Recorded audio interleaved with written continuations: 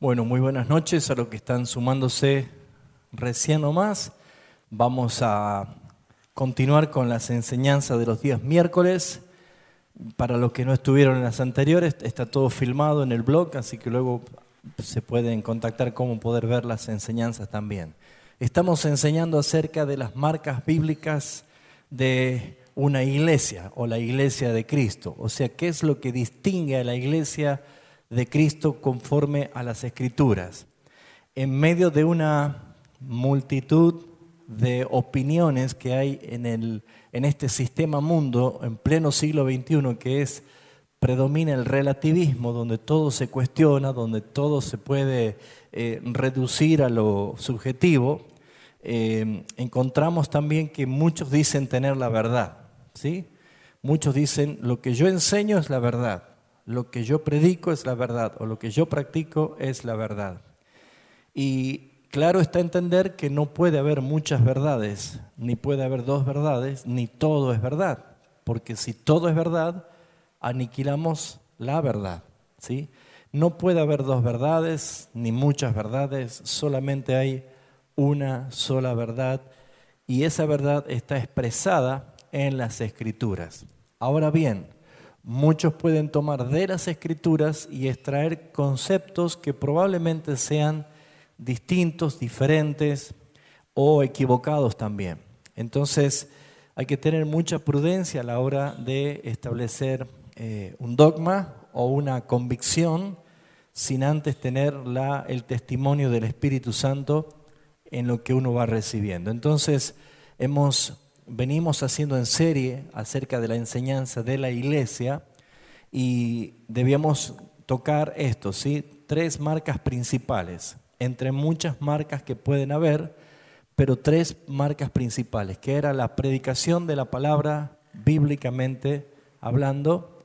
Número 2, el correcto uso de las 2 ordenanzas o 2 sacramentos constituidos e instituidos por Jesucristo, que es el bautismo y la Santa Cena. Y número 3 era la aplicación de la disciplina, la aplicación correcta de la disciplina en la iglesia. Entonces, habíamos comenzado desarrollando primero la disciplina en la iglesia. El miércoles pasado hemos visto el anterior hemos visto acerca de la exposición de la palabra. Y el miércoles pasado dimos una introducción acerca de lo que son los sacramentos, ¿sí? O sea, las 2 ordenanzas. Y hemos visto que lo importante era la comunión entre los santos, entre la iglesia, ¿sí? Entonces, lo que es conocido como las 3 marcas de la iglesia bíblica, predicación, sacramentos y disciplina, es considerado como medios de la gracia de Dios para que nosotros podamos estar contenidos, crecer y, por supuesto, practicar la santificación diaria. Entonces, hoy voy a comenzar ya a tocar el primer punto de los sacramentos. Hoy voy a enseñar acerca del bautismo. ¿Qué significa el bautismo? ¿Qué no significa bautismo? ¿Por qué muchos interpretan mal acerca de esto? Históricamente, ¿qué es lo que significaba o quiénes practicaban, ¿sí?, la tarea del bautismo? Entonces vamos a ver solamente esta noche lo que es bautismo y el próximo miércoles vamos a hablar acerca de la mesa del Señor, de la Santa Cena, donde pueden surgir muchas preguntas, ¿sí? ¿Quiénes pueden participar? ¿Cómo es la manera correcta de participar? ¿Podemos participar en la Santa Cena en cualquier lugar que no sea la iglesia? Hay muchas preguntas que podemos responderla con la palabra de Dios. ¿Amén? Así que esta noche vamos a hablar acerca del bautismo, ¿sí? Lo primero que tenemos que tener en cuenta, de acuerdo al contexto histórico, que en los tiempos de Jesús ya había gente que practicaba esto del bautismo como una forma ritualista, religiosa. Por ejemplo, los egipcios, los griegos, ¿sí?, también los hindúes, en su tiempo practicaban esto como una especie de ritual de lavamiento. No lo tomaban ni siquiera como nosotros lo vemos como un sacramento bíblico, simplemente como una cuestión de lavamiento o purificación. Dentro del pueblo de Israel, el pueblo judío, se tomó principalmente la señal como introducidos en el pacto de Dios, la señal de Abraham, que era la circuncisión. Ustedes saben de qué se trata la circuncisión. Pero sacerdotalmente, los sacerdotes y sumos sacerdotes que iban a ofrecer sacrificios, solamente ellos entraban al ritual de la purificación o del lavamiento. Por eso estaba el lavacro afuera, donde ellos se purificaban y se lavaban, y esto se llama la Mishnah, ¿sí? Que significaba sumergirse, bañarse, purificarse. Pero el bautismo bien instituido, oficializado, principalmente es una ordenanza dada por Jesucristo. Es una ordenanza divina. Es instituida por Jesucristo. Y podemos ver nosotros de que tiene mucho significado y muy importante. Ahora, ¿cómo se ha desvirtuado el tema del bautismo o cuál es el punto de interés hoy cuando se habla del bautismo? Es simplemente para hacer números de personas, para mostrar cuántas personas tienen. ¿Por qué? Porque aún consciente o inconscientemente, muchas iglesias saben que el bautismo es introducir a una persona a la iglesia, al cuerpo de Cristo.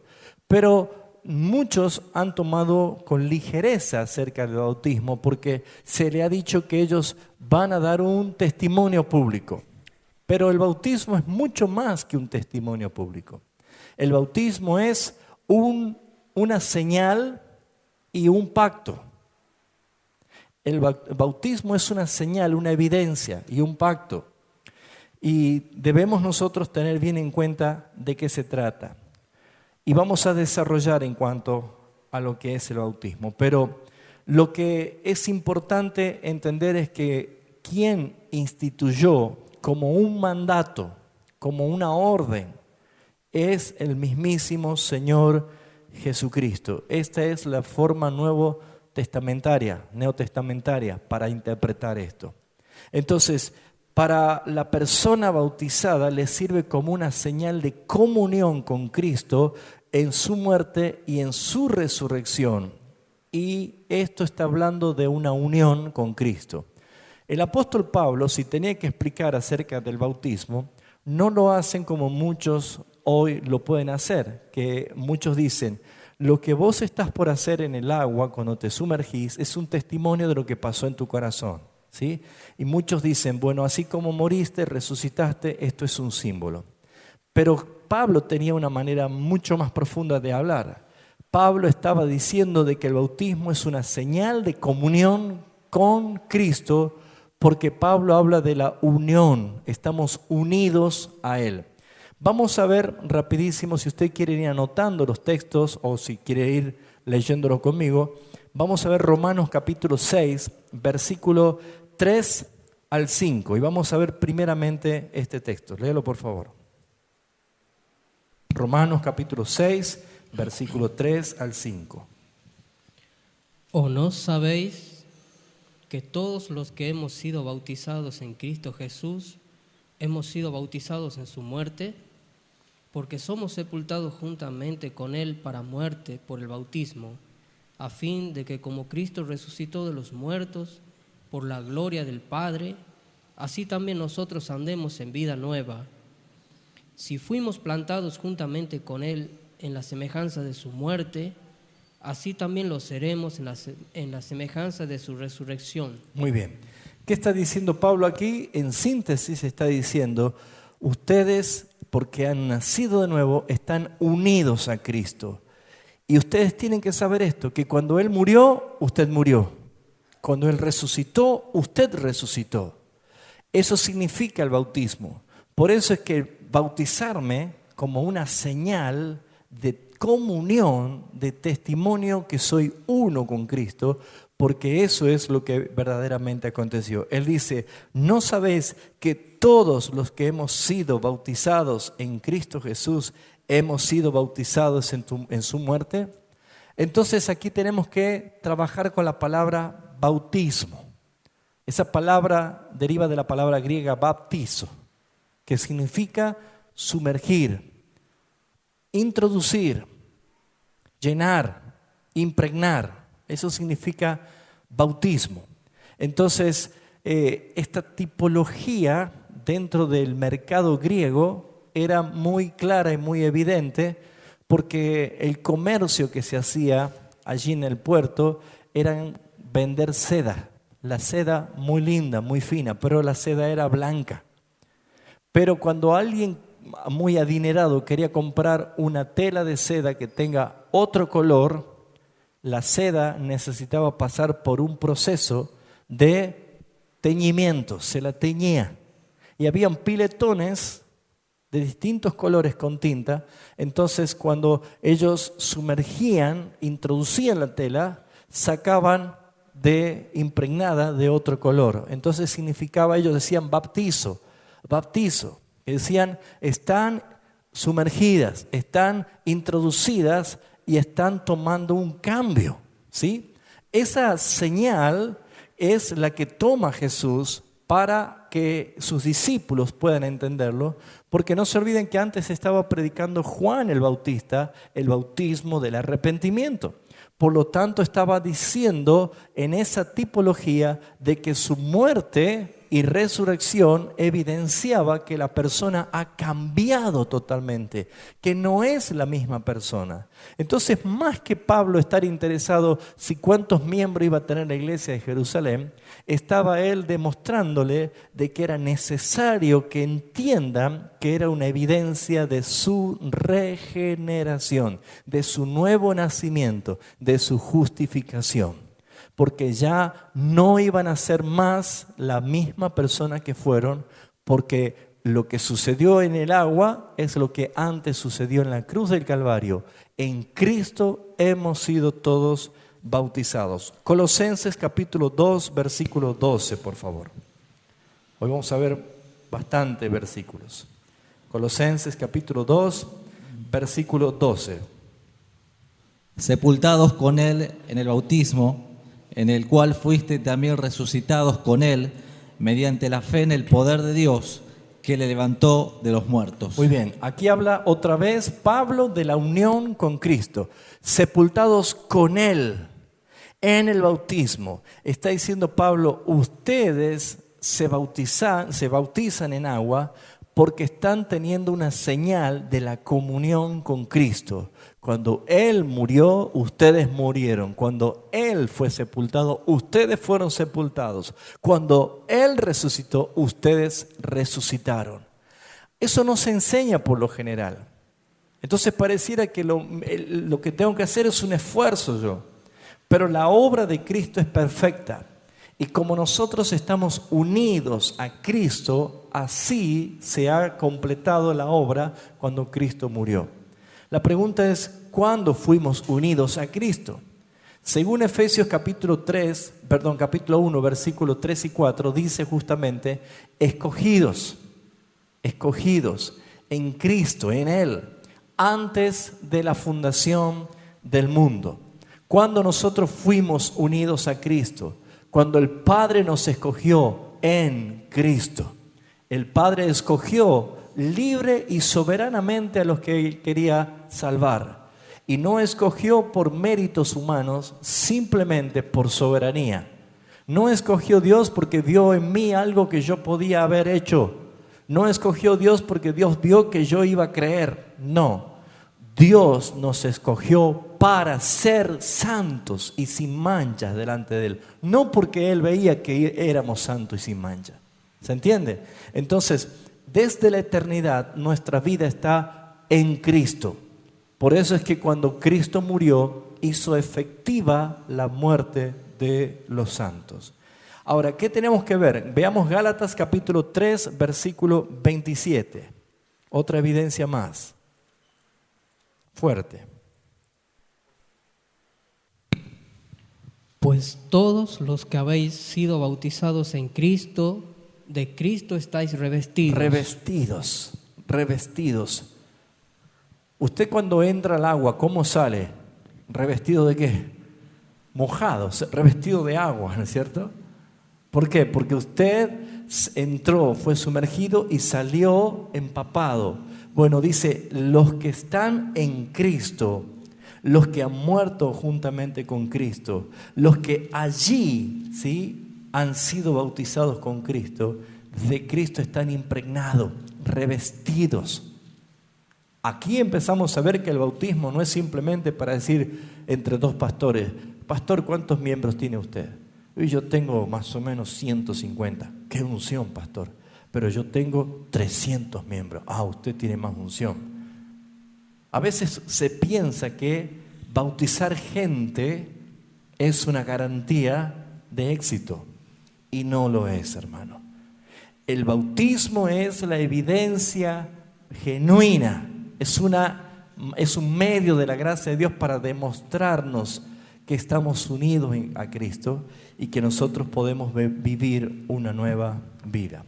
Entonces, esta obra del bautismo es una señal de la remisión de nuestros pecados, del perdón de nuestros pecados. Por eso es que está muy ligado el bautismo con la Santa Cena. Porque nosotros no tenemos que bautizarnos todos los domingos para participar de la Santa Cena. Ya fuimos bautizados una vez, pero la Santa Cena debemos nosotros examinarnos a nosotros mismos y poder nosotros, dice, meditar, hacerlo en memoria del Señor, porque cada vez que participamos de la mesa, ¿qué dice que anunciamos? La muerte del Señor. ¿Y quién murió en Cristo? Nosotros hemos muerto juntamente con Cristo. Entonces es una señal de gracia, porque a mí también me conmueve saber que cada vez que estoy participando del pan, participando de la copa, estoy declarándome un pecador arrepentido y perdonado por su gracia. Veamos por favor Marcos capítulo 1, versículo 14. Marcos capítulo 1, versículo 14.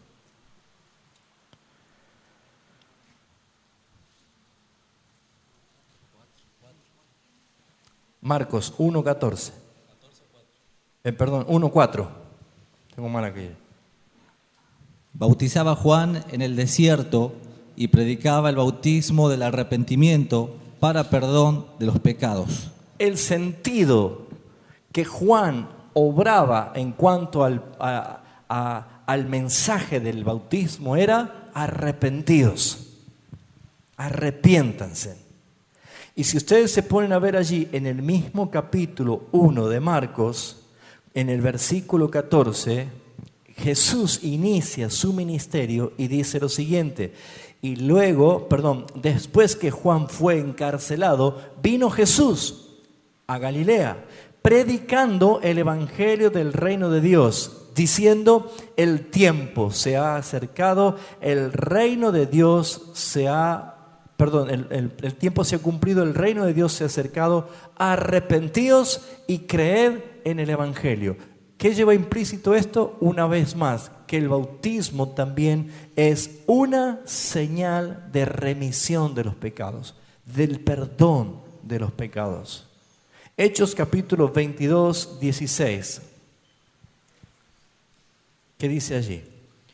Ahora pues, ¿por qué te detienes? Levántate, bautízate y lava tus pecados invocando su nombre. El concepto del lavamiento seguía estando, pero esta vez el concepto de lavamiento apunta ¿a qué? Al pecado. Y todos nosotros sabemos que con agua no puedo limpiar mi pecado. La Biblia dice que por la sangre de Jesucristo, la sangre del Cordero, es el Cordero de Dios que quita el pecado, decía Juan. Solamente la sangre de Jesucristo puede limpiarnos de todo pecado, de toda maldad. Por lo tanto, esta obra de bautismo es en la cruz del Calvario, limpiándonos nuestros pecados, y aquel que toma la decisión de bautizarse es porque hubo una confesión pública y evidente de que él ya no vive para sí, sino que Cristo vive en él. Por eso es que él decide obedecer un mandamiento de Cristo y poder bautizarse diciendo: doy testimonio que mis pecados han sido perdonados. ¿Se está entendiendo? Entonces empezamos a ver que tiene una característica más profunda y mucho más importante. Por eso es que antes de la Reforma, sectores de la iglesia, principalmente la iglesia romana, bautizan niños, infantes. Y posterior a la Reforma habían quienes interpretaban que por una cuestión de pacto de gracia podían bautizar a los niños. Y más tarde salió una nueva corriente llamada los anabaptistas. Y la palabra ana significa nuevamente, otra vez. Y significa nuevamente bautizados. ¿Por qué? Porque ellos decían, fueron bautizados de niño, cuando eran bebé. Pero como ahora son conscientes del pecado, entonces ahora pueden bautizarse. Directamente nosotros tomamos por convicción en la palabra que debe ser la obra hecha del Espíritu Santo en convicción en el pecador, y el pecador arrepentido, profesando su fe en Jesucristo, debe bautizarse en las aguas del bautismo. Por eso es que un niño que no es consciente de su pecado, que no puede distinguir entre el bien y el mal, no puede tener esta herramienta tan poderosa que es el bautismo como una expresión de gracia. Entonces, ¿qué es lo que vemos acá? Que muchas veces confundimos con nuestras emociones lo que es la convicción de la palabra. Podemos ver nosotros lo siguiente. Jesús dijo esta institución en Mateo capítulo 28. Veamos Mateo capítulo 28. Cuando Jesús, ya una vez resucitado,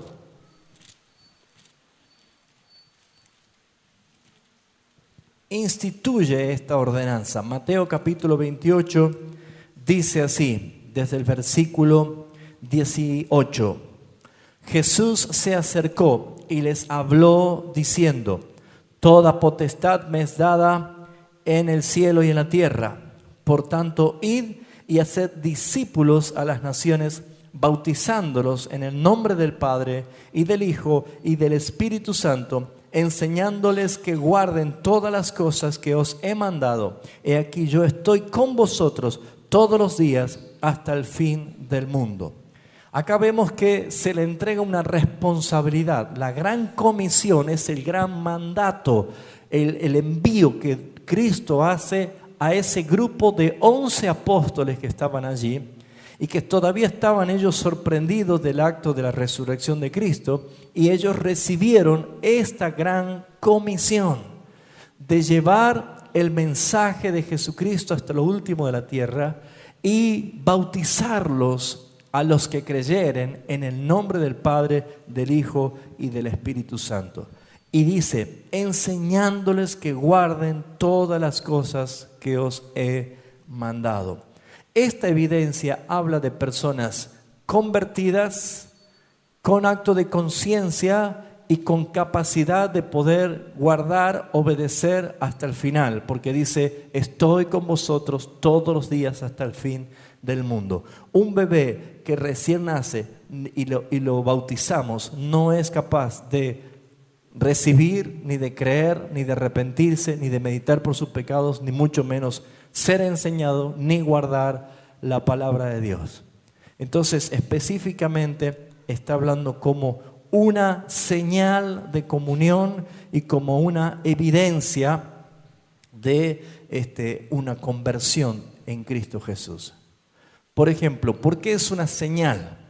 Cuando alguien se bautiza públicamente profesando que Jesucristo es el Señor de su vida, está mostrando públicamente que a partir de ese momento integra el cuerpo de Cristo, que es la iglesia. Es una señal visible. ¿Ustedes qué opinan cuando ven un anillo como esto en las manos de un hombre? ¿Es una señal de qué? Que es una señal de un pacto, de un compromiso, que estoy casado. Por eso es una señal de matrimonio. Ahora, ustedes apenas ven un anillo así en la mano de un hombre o de una mujer, dice, ese hombre o esa mujer está comprometido matrimonialmente, están casados. Y no hace falta preguntarle porque lo está viendo. Bueno, el bautismo es una señal pública, evidente, de que esa persona ha profesado su fe en Jesucristo.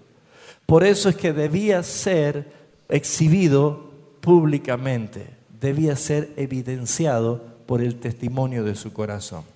Entonces, ¿qué podemos ver acá? Que también es una señal de sumisión a Dios por Jesucristo para vivir y andar una nueva vida. ¿Qué significa? Yo tomo el deseo de obedecer al Señor y digo, me quiero bautizar porque quiero comenzar a vivir una nueva vida. Es una señal también de sumisión. Yo paso a integrar el cuerpo de Cristo, paso a integrar la iglesia de Cristo. Y por esa razón no es poca cosa, porque ser parte de la iglesia de Cristo tiene muchos beneficios, muchas grandes ventajas y grandes privilegios de gracia. ¿Por qué? Por ejemplo, congregarse es un privilegio, hermanos. Es una señal de gracia de parte de Dios. Adorar juntos al Señor es un privilegio y es una señal de la gracia de Dios. Integrarnos, hermanos, unos con otros y orar unos por otros es un privilegio y es una demostración de la gracia de Dios. También escuchar la palabra es un deleite, es un manjar, es sentarse a la mesa de los banquetes y eso es un privilegio. Acuérdense en que el hijo pródigo decía, ¿cuántos en la casa de mi padre tienen abundancia de pan? Y yo, siendo su hijo, aquí perezco de hambre. Delante de él estaban las algarrobas que comían los cerdos y deseaba satisfacer su vientre por el hambre. Entonces, cuando estamos hablando de el alimento, es justamente la providencia de la palabra de Dios como un medio de gracia para hacernos crecer, para corregirnos, para educarnos, para formarnos.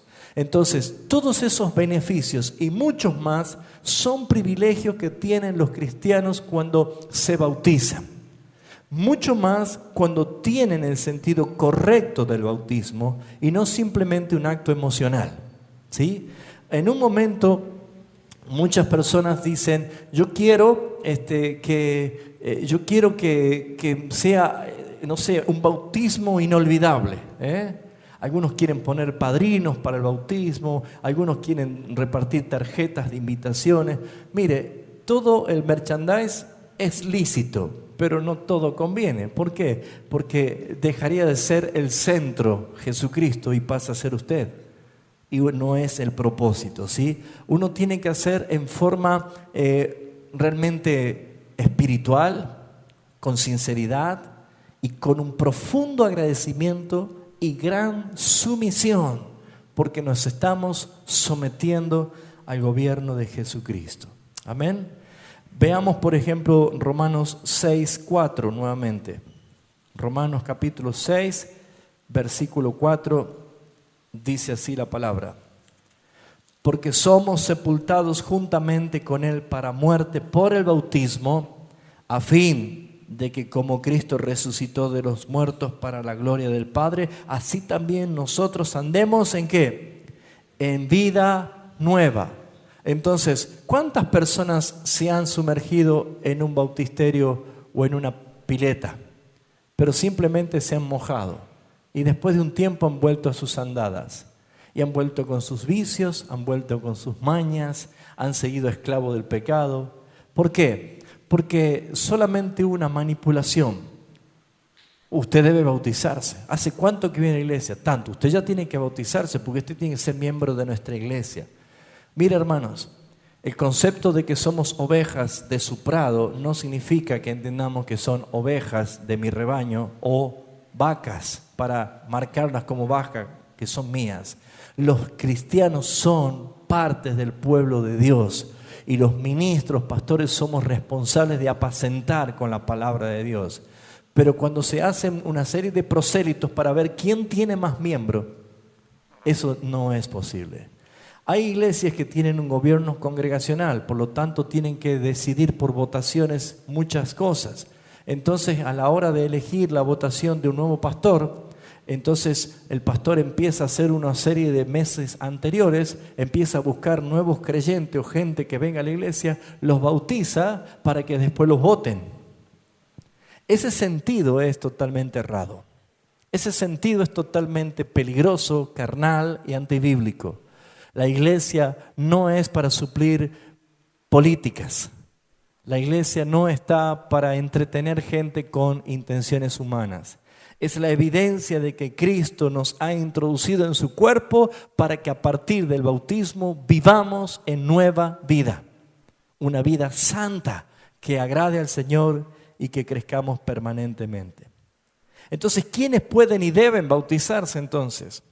Primeramente los que profesan ser hijos de Dios por medio del arrepentimiento. Que dijo Jesús, el tiempo se ha cumplido, arrepentíos y creed en el Evangelio. ¿Quiénes deben bautizarse? Los que creen, los que se han arrepentido y los que confiesan a Jesucristo como Señor y Salvador. Entonces, la fe en el Señor Jesucristo, expresada con un corazón sincero, es justamente algo que lleva o promueve a la obediencia. Veamos, por ejemplo, lo que dice Marcos capítulo 16, versículo 16. Marcos 16, versículo 16. El que creyere y fuere bautizado será salvo, mas el que no creyere será condenado. Este versículo pareciera que debemos entender que si alguien cree y no es bautizado, no es salvo. No es así. El bautismo no tiene ningún ingrediente de salvación, ¿sí? No tiene ningún ingrediente de salvación, no conduce a la salvación, solamente señalan a Jesucristo, ¿sí? Cuando yo me estoy bautizando, estoy señalando a Jesucristo como el testimonio, pero no es un factor determinante para la salvación el bautismo. Lo que está diciendo acá Jesucristo es que el que creyere y fuere bautizado, está haciendo referencia a que el que cree va a obedecer. Es una reacción inmediata. El que cree obedece porque el bautismo es su mandamiento. Pero ¿cuántas personas no pudieron bautizarse y son hijos de Dios? Y no porque no quisieron. Hay circunstancias que no se dieron. El que estaba al lado de la cruz en Jesús no tuvo tiempo de decir, Señor, quiero bajar y bautizarme para después morir. Él le dijo, hoy estarás conmigo en el paraíso. Y uno dice, pero no se bautizó. Sí se bautizó. ¿O no sabes que lo que hemos sido bautizados en su muerte?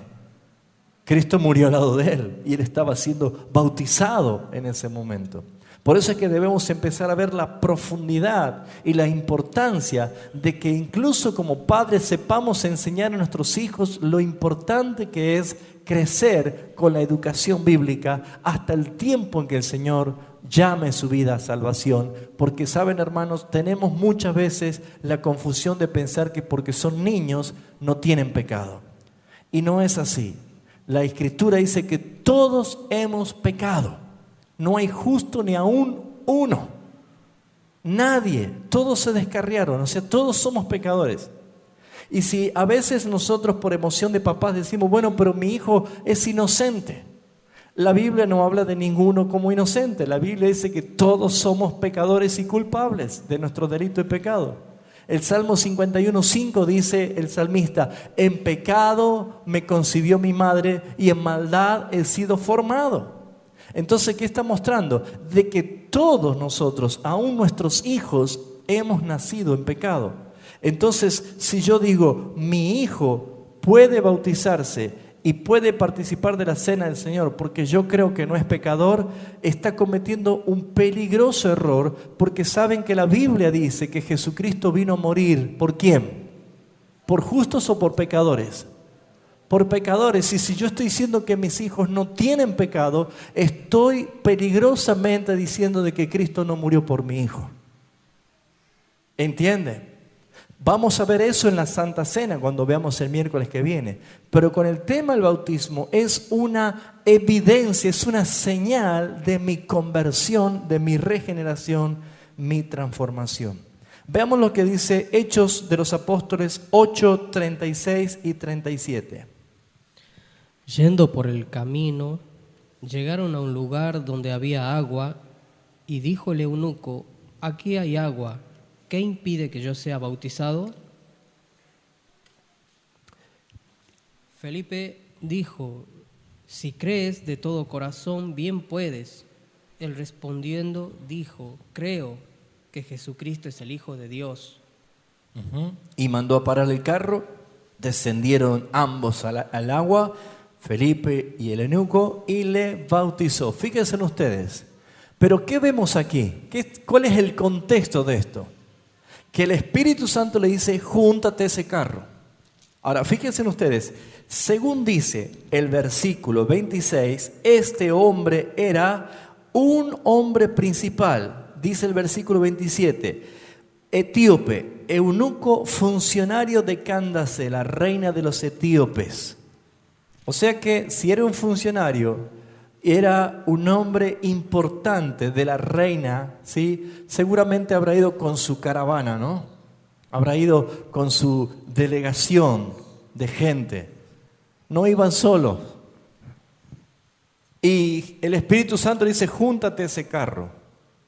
Mire, obedecer al predicar la palabra es obedecer tal cual dice el Espíritu Santo. Es como si nosotros recibimos: andá y hablarle al gerente de la empresa. Y tenemos la orden de hablar con el gerente de la empresa, pero vemos que un hombre tan poderoso que entonces yo quiero tratar de hacer un esfuerzo y voy y hablo con el conserje.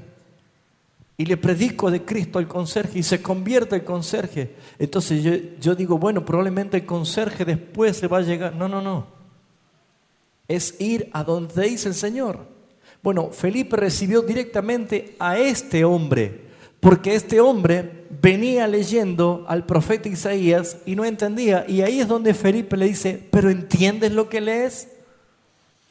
¿Cuántas personas no conocen la importancia del bautismo porque no entienden lo que leen? El bautismo no es un mero acto religioso. El bautismo no es para ser prosélitos, no es para sumar cristianos, sumar gentes. El bautismo no es para salir en las revistas cristianas mostrando cuánto he bautizado yo. El bautismo tampoco es para hacer pactos económicos con nadie. El bautismo tiene un solo objetivo: señalar la gracia de Cristo. Son estos dos sacramentos que son medios de la gracia que nos muestran el favor de Cristo. Y cuando yo me bautizo es porque tuve convicción del Espíritu Santo de mi pecado, me arrepentí y dije: quiero bautizarme. Es lo que hizo el etíope. Llegaron a cierto lugar donde había agua y dijo: aquí hay agua, ¿qué impide que yo sea bautizado? Y Felipe le dijo: si crees de todo corazón, bien puedes. ¿Por qué decía Felipe esto? Porque si no fuese dado la fe para creer por el Espíritu Santo de Dios, no podría creer. Pero si crees, claro que puede. Creo. Y allí fue justamente la obra de ese testimonio. También vemos nosotros, muy importante, que el bautismo tiene que ser hecho conforme a un orden bíblico. ¿Qué significa esto? ¿Por qué es tan importante? Y la pregunta es: ¿cómo debemos ser bautizados? El elemento exterior en el bautismo es el agua. Claramente tipifica a la purificación de la sangre de Cristo en nosotros, el agua. Ahora, la inmersión total es lo que hace referencia al bautismo. Hay muchos que también practican el bautismo por aspersión, que es salpicar agua únicamente, ¿sí? Y otro es rociar. Pero hay posturas, hay gente que hacen de distintas maneras, pero lo que podemos entender nosotros es que bautizo es sumergir, es introducir. Es una señal que hemos sido nosotros santificados en Cristo Jesús. ¿Cuál es la evidencia? El apóstol Pablo dice en 2 de Tesalonicenses 5:23, dice: y el mismo Dios de paz os santifique por completo, y todo vuestro ser, espíritu, alma y cuerpo, sea guardado irreprensible para la venida de Jesucristo. Está hablando de una integridad en todo mi ser, espíritu, alma y cuerpo. Eso es poder entender que fuimos introducidos a Cristo y que estamos en esa esperanza gloriosa. Entonces, amados hermanos, tiene que haber agua, tiene que haber inmersión total, pero también podemos ver que la Escritura en Mateo 28 dice: en el nombre del Padre, en el nombre del Hijo y del Espíritu Santo. Algunos interpretan muy mal la Biblia de pensar que el Padre y el Espíritu Santo son títulos, y no es así. Eso es una blasfemia. Dios es uno en tres personas. Y si alguien hasta hoy me dice que entiende eso, yo le diría: usted es un iluminado, porque yo lo creo, pero no lo puedo entender. No puedo entender la Trinidad, pero la creo. ¿Me está entendiendo? Usted va a encontrar en la Biblia el cuadro de la Trinidad. Jesús siendo bautizado, el Espíritu viniendo en forma corporal sobre él y el Padre hablando. Ahora, no entra en nuestra lógica el entender la Trinidad, ni tampoco podemos nosotros atrevernos a figurar con el agua. El agua tiene tres estados: líquido, sólido y gaseoso. No, hermanos, el Espíritu Santo, Dios, no es agua. Lo que sí podemos ver nosotros es que cuando dice en nombre del Padre y del Hijo y del Espíritu Santo, la palabra griega oname, hace referencia en, según, o bajo la autoridad de, con el gobierno de. Eso significa, estoy tratando de ser más explícito en esto. ¿Qué está diciendo acá? Jesús dijo esto, escuche: bien resucitó y obtuvo la satisfacción del Padre por causa de nuestro pecado. Él dice: toda potestad me es dada en los cielos, en el cielo y en la tierra. Por tanto, id. ¿Qué está diciendo? Que hay todo poder. Le ha sido dado. ¿Por quién? Por el Padre. Acuérdense en Filipenses capítulo 2, 5 al 9. El Padre lo exaltó hasta lo sumo y le dio un nombre que es por sobre todo nombre. Esa autoridad, Jesús está diciendo, deben bautizarlos porque son introducidos en Cristo Jesús al cuerpo, a la iglesia, pero bajo el gobierno del Padre, bajo el gobierno del Hijo y bajo el gobierno del Espíritu Santo. No se olviden que nuestra salvación es trinitaria. El Padre escoge con libertad y soberanía desde antes de la fundación del mundo. Cristo viene a morir y a redimir por los pecados de aquellos que escogió el Padre. Y el Espíritu Santo hace la obra aplicativa de la regeneración, el nuevo nacimiento que usted conoce. Por lo tanto, nuestra vida es la obra del Dios Trino. Somos salvos en forma trinitaria. Nuestro bautismo tiene que ser bajo el gobierno y la autoridad de un Dios trino. Amén. Muy bien, ¿vamos bien hasta acá? El bautismo es una señal. Vuelvo a repetir, no es esencial para nuestra salvación, pero sí es un mandamiento que tenemos que obedecer. Ahora, el bautismo no añade gracia. Simplemente nos está indicando o señalando a Cristo, pero no es algo especial como que nos da más gracia a nosotros. No es así. ¿Cuál fue el significado del bautismo tal como se enseña en las Escrituras? La Biblia dice bautizar en. Y hemos hecho varias referencias en esta lectura. Mateo 28, 19, por favor, y 1 Corintios 1, 13. Veamos estos dos versículos. Mateo 28, 19. Esto está hablando de la gran comisión. Por tanto, id y haced discípulos a todas las naciones, bautizándolos en el nombre del Padre y del Hijo y del Espíritu Santo. Ahí está, en. Siempre retengan la palabra en, bautizándolos en el nombre del Padre, del Hijo y del Espíritu Santo. 1 Corintios 1:13. ¿Acaso está dividido Cristo? ¿Fue crucificado Pablo por vosotros? ¿O fuiste bautizados en el nombre de Pablo? Está hablando otra vez en el nombre de Pablo. O sea, ¿están bajo autoridad de Pablo? ¿Están bajo gobierno de Pablo? Está haciendo referencia a quién está tomando autoridad y control. Por eso es que es importante ver que el bautismo es identificarme bajo el gobierno de Jesucristo. Es puntualmente eso. 1 Corintios capítulo 10, versículo 2 dice: y todos en Moisés fueron bautizados en la nube y en el mar. Otra vez habla la palabra en, la tipología del antiguo pacto, que era figura y sombra de las cosas celestiales que hoy en Cristo se cumplieron. Está hablando otra vez de la palabra en, bajo un gobierno, bajo una autoridad, ¿sí? También hemos leído recién en Romanos capítulo 6 que hemos muerto, hemos sido bautizados en Cristo, ¿sí? En Cristo Jesús. 1 Corintios capítulo 12, versículo 13, dice así: porque por un solo espíritu fuimos todos bautizados, y acá aparece en un cuerpo, ¿lo ven? En un cuerpo, siendo muchos, son un solo cuerpo, así también en Cristo Jesús. Muy bien, ¿qué estamos viendo acá? Que hay claramente eso de bautizarme, introducciones. Soy introducido en Cristo, introducidos en el vínculo de la relación con el Padre, soy introducidos en un cuerpo. Ahora, veamos lo que dice Gálatas 3:27.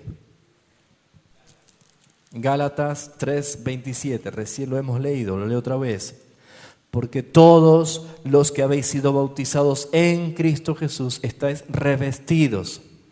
Entonces, si repasamos estos conceptos bíblicos, encontramos que el bautismo nos hace introducidos para el gobierno del Espíritu Santo, introducidos en Cristo, o sea, bajo el gobierno de Jesucristo, fuimos introducidos a un cuerpo, la iglesia.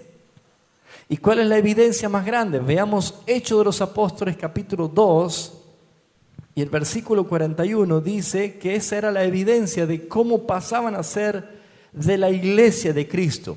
¿Se acuerdan cuando Pedro predicó por primera vez el discurso y se convirtieron cuántos?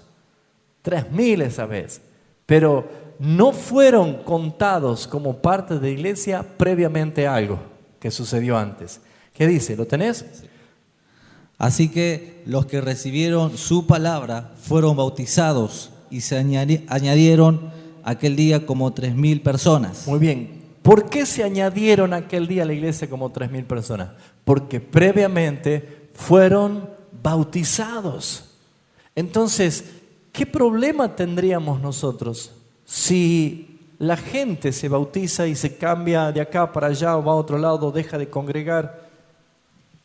Hay que entender que somos introducidos al cuerpo de Cristo. Y el cuerpo de Cristo, la iglesia, tiene dos manifestaciones. Número uno, la iglesia invisible, conocida como la iglesia universal o la iglesia católica, que significa eso lo mismo, pero no hablando de la religión ni de la secta que hay por allí. Estoy hablando de la iglesia única que Jesucristo edificó, que Él dijo: yo edificaré mi iglesia.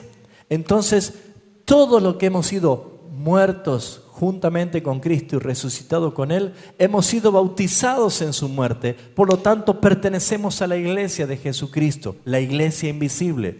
Pero tenemos que pertenecer también a una iglesia visible, a la iglesia local, al cuerpo visible. Y esto se conoce como la congregación donde usted asiste. Si usted asiste a la congregación y usted se bautiza en ese lugar, usted está entrando en compromiso con la iglesia, bajo el gobierno de Cristo, representado por los ministros y pastores, pero también con la responsabilidad de ministrarnos unos a otros como miembros de un mismo cuerpo.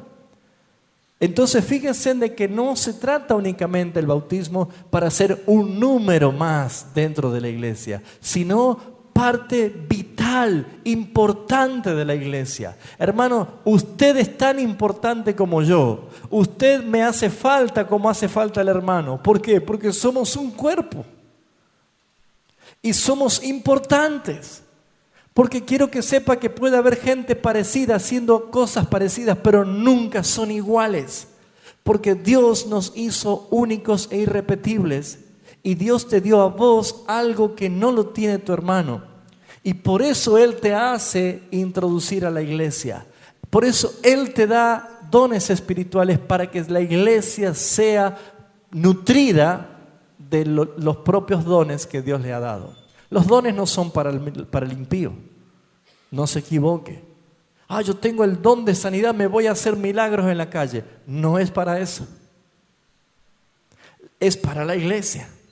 Los dones son para la edificación de la iglesia. Lo que sucede en la calle son señales para los incrédulos, que es otra cosa. Señales. Pero los dones son para la iglesia. Aún los 5 ministerios. La Escritura dice, apóstoles, profetas, evangelistas, pastores y maestros son sirvientes de la iglesia, sirvientes de los santos. ¿Y qué hacemos con los evangelistas? Los mandamos a la calle a evangelizar. La tarea del evangelista no es evangelizar, sino es evangelizar a los santos. Y la iglesia es la que predica el evangelio de Jesucristo. ¿Me está entendiendo? Entonces empezamos a interpretar que bautizarme en agua, profesando que Cristo es mi Señor, yo soy introducido al cuerpo de Cristo, soy introducido a la iglesia y tengo responsabilidades, derechos y obligaciones. Entonces esto a mí me califica como una persona idónea para el servicio del Señor. ¿Por qué?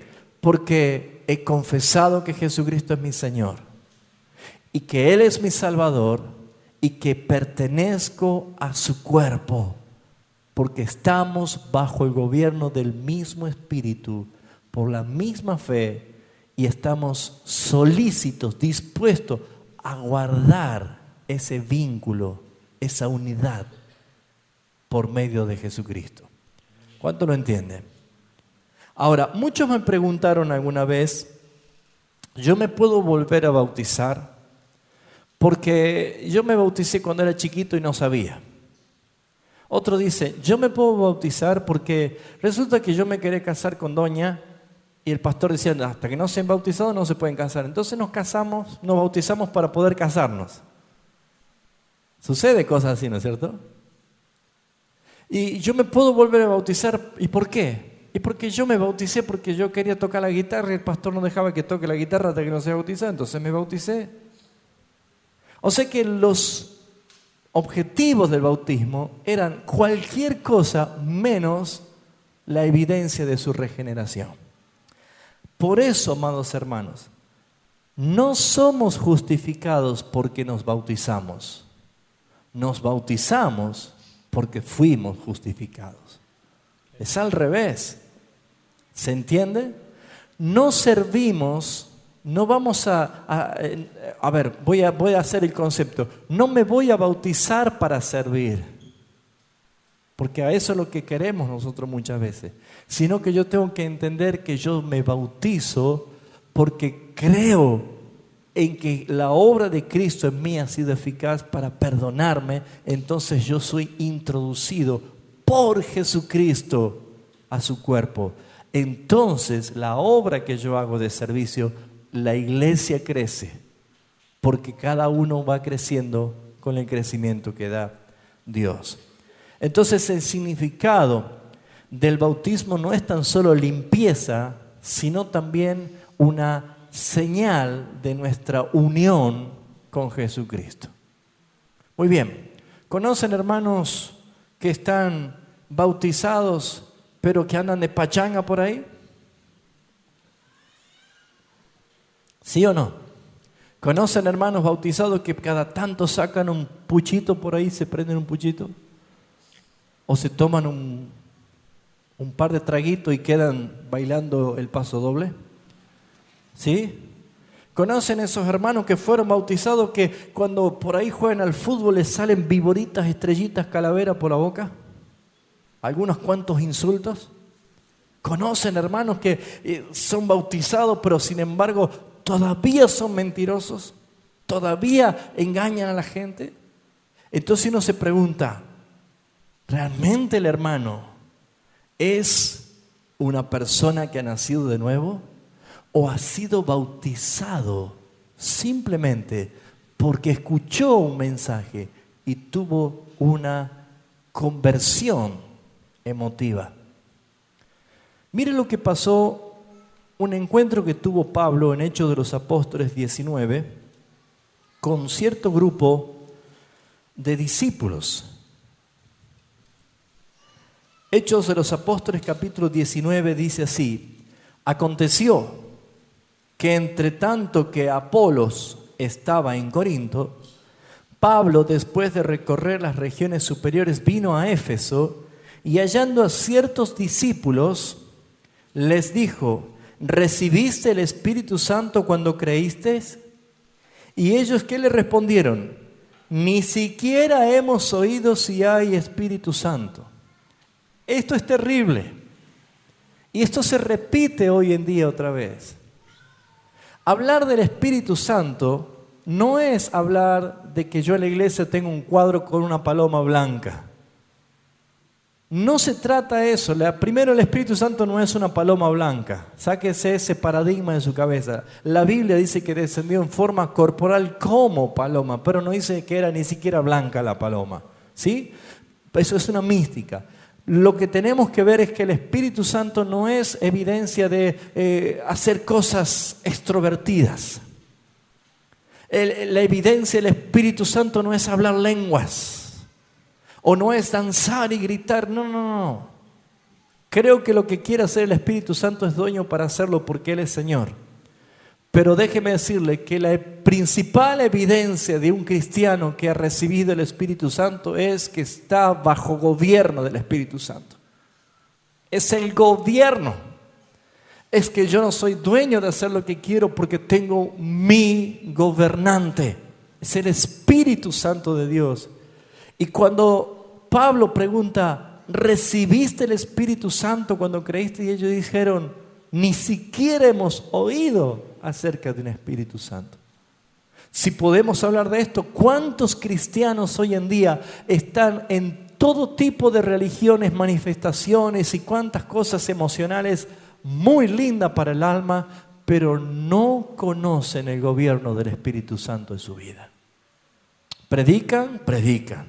Oran por los enfermos. Echan fuera demonios. Así que dicen, qué cristiano que soy yo. Pero cuidado que viene el día de la gran sorpresa. Viene el día, según Mateo capítulo 7, 21, que dice, no todo el que me dice, Señor, Señor, entrará al reino de los cielos. Pero Señor, dice, sin tu nombre, predicamos, echamos demonios, sanamos enfermos. Ninguna evidencia de dones activos o manifiestos, ninguna evidencia exterior puede garantizar la salvación de un hijo de Dios si no es que Cristo, la simiente, está en él y que el gobierno del Espíritu esté en él. Porque Jesús dijo, porque no hacéis la voluntad de mi Padre. Entonces, cuando Pablo escucha tremenda confesión, Pablo le dice, versículo 4, Juan bautizó con bautismo de arrepentimiento diciendo al pueblo que creyesen en aquel que vendría después de él, esto es, en Cristo, Jesucristo. Cuando oyeron esto, ¿sí? Porque Pablo, cuando le pregunta, ellos le responden en el versículo 3, le dicen, ¿y en qué fuiste bautizados? Y ellos dijeron, en el bautismo de Juan. Es lo que hemos escuchado. No hemos escuchado nada más. Pero si Juan, cuando predicaba, estaba diciendo, presten atención que yo los bautizo con agua, pero viene uno detrás de mí que los va a bautizar con el Espíritu Santo, ¿no lo han escuchado? Pero eran considerados discípulos, ¿no es cierto? Ahora, ¿qué clase de discípulos son aquellos que conocen la Biblia a medias? Que escuchan mensajes a medias, que aprenden cosas a medias. ¿Realmente son discípulos? Según Romanos capítulo 8, versículo 14 dice, todos los que son guiados por el Espíritu Santo de Dios, estos son hijos de Dios. Entonces la pregunta es, ¿realmente eres guiado por el Espíritu Santo de Dios? Porque el Espíritu Santo te convence, te hace recordar su palabra, te guía, te consuela. La obra del Espíritu Santo es importante y fundamental en la vida del cristiano. Por eso Pablo dice, ustedes dicen que son discípulos de Juan, pero Juan hablaba de Cristo. ¿No lo escucharon? Entonces dice el versículo 5, cuando oyeron esto, que le habló Pablo, el Evangelio, cuando oyeron esto, ¿qué pasó?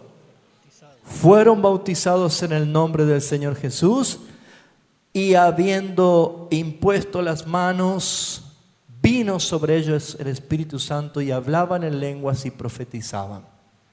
Señal de la iglesia primitiva. Y dice en el versículo 7, eran todos unos 12 hombres.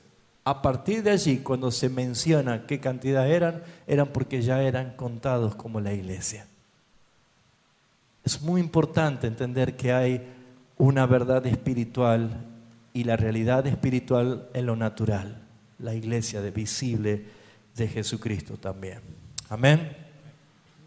Muy bien, entonces el significado es la unión con Cristo. ¿Cuál es el propósito del bautismo, hermanos? Es una señal, es un sello. Nos lleva a nosotros entender que nuestros pecados han sido perdonados y que fuimos justificados. ¿Qué es lo que hace las aguas del bautismo en el efecto de la fe en el cristiano? Es que somos limpiados de la culpa del pecado. Un verdadero bautismo eficazmente, por eso es que la marca de una iglesia bíblica es la perfecta o la correcta utilización de los sacramentos, es decir, Señor, yo sé que mis pecados han sido perdonados y que mi culpa ha sido quitada. ¿Qué significa esto? Una nueva vida, un nuevo nacimiento. ¿Y de qué habla esto, hermanos? De que el que está en Cristo, nueva criatura es. ¿Y qué más decía? Las cosas viejas pasaron. He aquí, todas son hechas nuevas. Por lo tanto, nos da la evidencia de que los que en verdad han creído en Jesucristo, no hay pasado. Por eso Pablo dice en Romanos 8:33, ¿quién acusará a los escogidos de Dios? Dios es el que los justifica. ¿Alguien lo puede acusar? Si Dios, el Padre, es el que los justifica. Entonces, hermanos, veamos rápidamente la evidencia de la libertad del pecado y de la culpa. Hechos de los Apóstoles 2, 37 y 38. Y veamos, estoy simplificando, creo que hay algunos que no están anotados allí. Y Hechos 22, 16. Hechos 2, 37 y 38, por favor. Al oír esto se compungieron de corazón y dijeron a Pedro y a los otros apóstoles, hermanos, ¿qué haremos? Pedro les dijo, arrepentíos y bautícese cada uno de vosotros en el nombre de Jesucristo para perdón de los pecados y recibiréis el don del Espíritu Santo. Muy bien, leamos Hechos de los Apóstoles 22, 16. Recién lo hemos leído, lo hacemos mención nuevamente.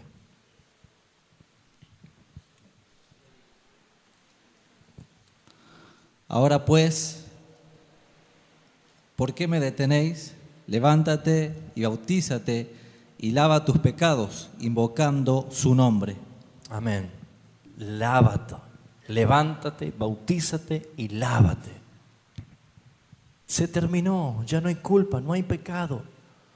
Él perdonó nuestros pecados.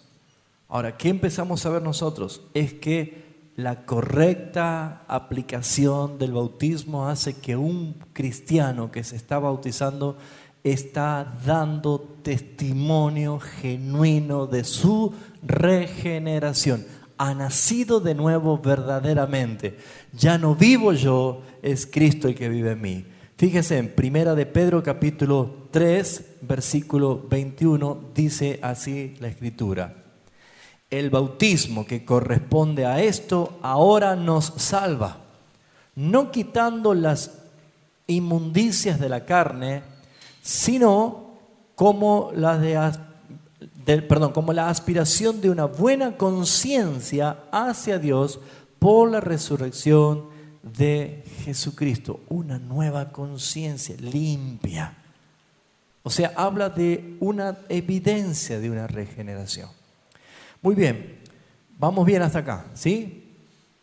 El bautismo tiene claramente una señal de pertenecer a la iglesia y al cuerpo de Cristo. Pero es una separación del mundo y es una introducción pública y oficial al cuerpo de Cristo, a la iglesia. Nos da derecho de participar de la mesa del Señor. Nos da a nosotros obligaciones de mantenernos en integridad y en santidad. Y por supuesto, el cristiano es aquel que siente la necesidad de la obediencia, obedecer lo que Dios había mandado. Ahora, ¿qué evidencias tiene alguien como un hijo de Dios bautizado que tiene realmente un compromiso con la iglesia? Cuando Pablo toma la analogía del cuerpo para mostrar que nosotros somos introducidos al cuerpo de Cristo, está hablando de la utilidad servicial y sacrificial de cada miembro del cuerpo para que el cuerpo tenga un perfecto uso. ¿Alguna vez usted renegó con la mano que no se quería despertar para lavarle la cara? No, a veces la tenemos amortiguada, ¿no es cierto? Pero nosotros tenemos nuestros miembros al servicio de nuestro cuerpo. Todo nuestro ser va a actuar conforme a las órdenes que recibe de la cabeza. Cuando la cabeza está dando órdenes, el cuerpo simplemente obedece. ¿Por qué? Porque solamente nuestro cerebro, nuestra mente, está en nuestra cabeza. Pero yo no tengo un cerebro para el ojo, un cerebro para el hombro, un cerebro para la rodilla, un cerebro para el tobillo. No tenemos esto. Cada miembro del cuerpo recibe inmediatamente la orden que viene de la cabeza. En la tipología del cuerpo, Pablo está diciendo, ustedes han sido introducidos a Cristo, introducidos al cuerpo de Cristo, que es la iglesia, cuya cabeza es Cristo. Por lo tanto, yo tengo el privilegio de ser parte de la iglesia de Cristo, pero tengo mis obligaciones y mis responsabilidades del servicio. Cada uno debe servir de acuerdo al don que ha recibido y de acuerdo a la capacidad que ha recibido. Pero lo que sí podemos ver es que no estamos nosotros llamados a cuestionar a la cabeza, que es Cristo. Nosotros estamos llamados a obedecer. Fíjense lo que dice 1 de Pedro capítulo 1, versículo 2. Y habla de esta realidad. 1 de Pedro 1, 2. Dice así: elegidos según la presciencia de Dios Padre, en santificación del Espíritu, ¿para qué? Para obedecer y ser rociados con la sangre de Jesucristo. O sea, el propósito de que fuimos escogidos y santificados, introducidos a Cristo, es para obedecer. Es para obedecer. Antes no podíamos obedecer porque éramos esclavos del pecado y por naturaleza éramos desobedientes. Ahora estamos para obedecer. Pero la iglesia debe entender que nosotros somos partícipes del cuerpo y debemos obedecer lo que el Señor nos manda. Por ejemplo, ¿cómo puedo utilizar mis dones? bajo obediencia, administro. Si hay un hermano que necesita consolación, hay un hermano que ha recibido el don de consolación y va a poder obedecer lo que Dios le está diciendo y ser utilizado como un miembro para ese fin. Si hay un hermano que tiene el don de la misericordia y hay hermanos que necesitan aplicación de esa misericordia, entonces cada uno que ha recibido recibe por obediencia lo que tiene que hacer. Por eso dice que el Espíritu Santo produce en nosotros así el querer como el hacer por su buena voluntad. Ahora quiero llegar a un punto que es crucial, detonante y hasta a veces es ofensivo dentro de la iglesia. Todo está perfecto hasta que llega la parte del dinero. Y es el punto más álgido de todas las iglesias y mucho más a las iglesias que son manipuladoras y le gusta sacar el dinero a la gente.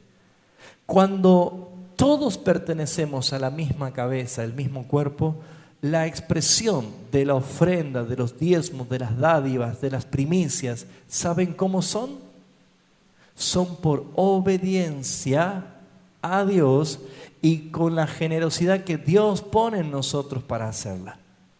Entonces fíjense en ustedes, a la hora de decir ¿quién puede orar por tal persona? La oración no le cuesta, pero cuando tienen que ayudarse uno a otro, ahí empieza a haber problemas. ¿Por qué? Porque empieza a predominar la carne. Entonces, ¿cuál es la interpretación bíblica acerca del bautismo dentro de la iglesia? Dios solamente se nutre y es glorificado en aquellos que en su cuerpo obedecen y funcionan naturalmente. ¿Se está dando cuenta de lo que digo? Amados hermanos, jamás vamos a usar la Escritura para manipular a nadie. Primero, no podemos mendigar el amor de Dios, no podemos mendigar el servicio hacia Dios, no podemos mendigar que la gente esté expresando alabanza a Dios. Perdónenme, pero fuimos salvos por gracia. No merecíamos ser salvos, no merecíamos ni siquiera estar vivos por nuestro pecado, pero el Padre nos salvó porque nos amó en Jesucristo nuestro Señor. Así que dice la Biblia, somos deudores. ¿Cómo podemos nosotros vivir de esta manera? Cuando obedecemos al Señor. Entonces, la bendición de pertenecer a la iglesia es sentir la responsabilidad que tengo de bendecir a otros también. Vamos terminando. Entonces la pregunta para poder terminar es esta: ¿el bautismo debe ser ejercitado actualmente? Sí, hermanos. Aunque hay corrientes que dicen que ya no hay que bautizarse porque ya somos bautizados en Cristo. Cuidado, Jesús dijo que debemos bautizar y enseñarle haciendo los discípulos hasta que Él venga. Es una orden, por lo tanto debemos hacerlo. Lo que vemos nosotros aquí es que debe haber autoridad. ¿Quiénes pueden bautizar? ¿Cualquier hermano puede bautizar? En un momento llegamos a pensar que porque todos somos sacerdotes, todos podemos bautizar, pero esto no es así, sino es a quien Dios le ha entregado autoridad para hacerlo. ¿Por qué? Porque estamos haciendo uso de la autoridad y el poder que Él nos ha dado de los cielos y la tierra. Yo te doy esta autoridad para que hagas esto. Es totalmente diferente de usurpar una autoridad. ¿Los niños pueden bautizarse? No. ¿De qué edad pueden bautizarse los niños? No hay en la Biblia una edad acorde, pero sí podemos ver en la persona de Jesucristo 3 etapas antes de su bautismo. El nacimiento cuando era bebé, a los 8 años cuando fue consagrado en el templo y a los 12 años cuando él estuvo allí dialogando con los maestros de la ley. Después la Biblia guarda silencio y aparece Jesús otra vez a los 30 años para bautizarse. Muy bien, 3 etapas: niño, joven y adulto.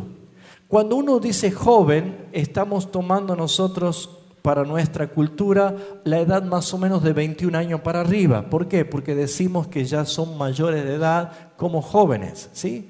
Otros dicen, no, los jóvenes son desde los 18 años. Otros pueden decir, los jóvenes son desde los 13 años. Muy bien, fíjense ustedes que no existe en sí la palabra adolescencia, sino que bíblicamente es niños, jóvenes y mayores o adultos, ¿sí?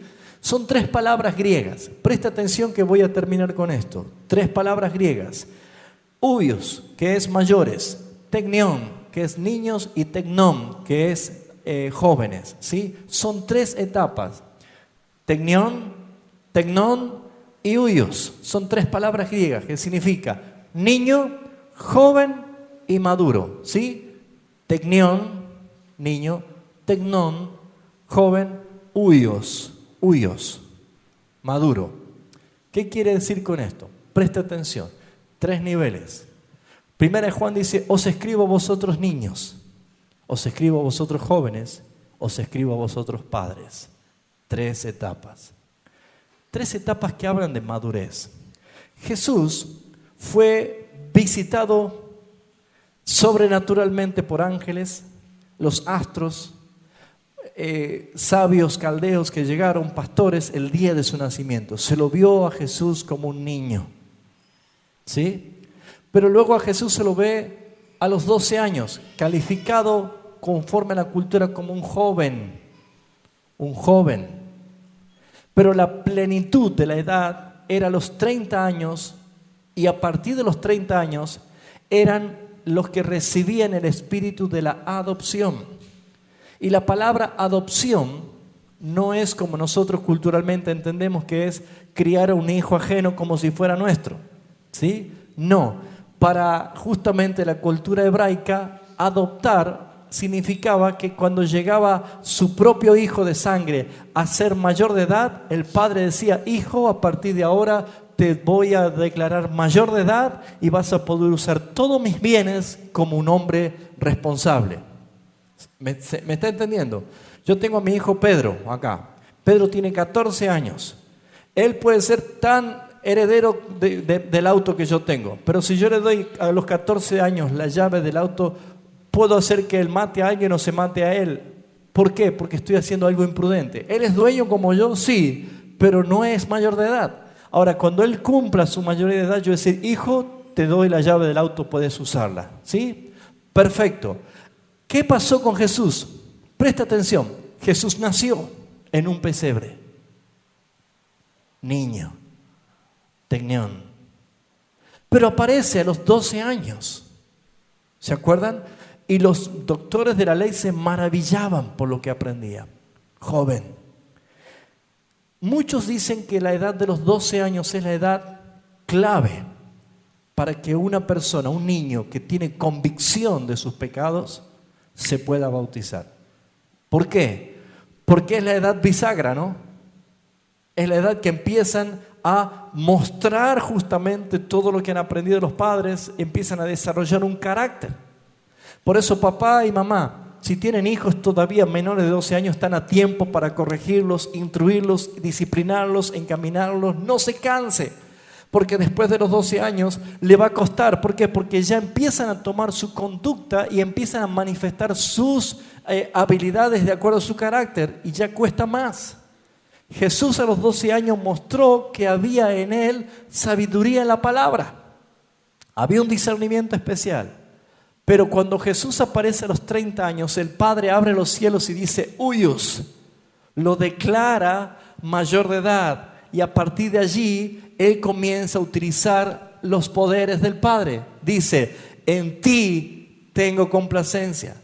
3 niveles. Ahora fíjense, el templo, atrio, lugar santo, lugar santísimo. Atrio significa el camino. ¿Sí? El camino. El lugar santo significa verdad. Y el lugar santísimo significa vida. 3 niveles. Tecnión, tecnón y huios. Los niños siempre buscan, ¿qué cosa? El camino. Usted cuando va con su hijo va de la mano por el camino, porque necesitan sentirse seguros por el camino. Pero los jóvenes están en plena búsqueda de la verdad. Quieren conocer la verdad. Pero aquel que alcanza madurez empieza a valorar la vida y entiende lo que es la vida. ¿Me está entendiendo? Son 3 etapas, son 3 niveles, son 3 manifestaciones de madurez que los hijos de Dios vamos experimentando. Entonces, para poder responder esa pregunta, ¿cuál es la edad que un niño puede empezar a entender para bautizarse realmente? Siempre se estima de que de la edad 12 años es una edad correcta, porque ya puede discernir naturalmente que es un pecador. ¿Usted vio que su hijo más o menos desde los 6 hasta los 8 años empieza a descubrir la muerte? Le cae como la conciencia de que ¿y qué pasa cuando alguien muere? Porque solo le van preguntando y empiezan a desarrollar algo así. Entonces los papás tenemos esa responsabilidad. Pero ¿cómo es el tema del bautismo? Es que necesitamos ver que el Espíritu haga una obra de convicción para solicitar esto, hermanos. Muy bien, ¿por qué este sacramento es una de las 2 evidencias de gracia? Porque en esto nosotros recordamos, y cada vez que vemos a un hermano que se bautiza, de que hemos sido introducidos al cuerpo de Cristo Jesús. Pertenecemos a Él. Pero cuando veamos el miércoles acerca de la Santa Cena del Señor, vamos a ver cosas muy importantes, detalles muy importantes para tener en cuenta. ¿Y por qué causa dice, hacedlo en memoria de mí? ¿Y por qué también dice que el que come y bebe indignamente sin discernir, juicio come y bebe para sí?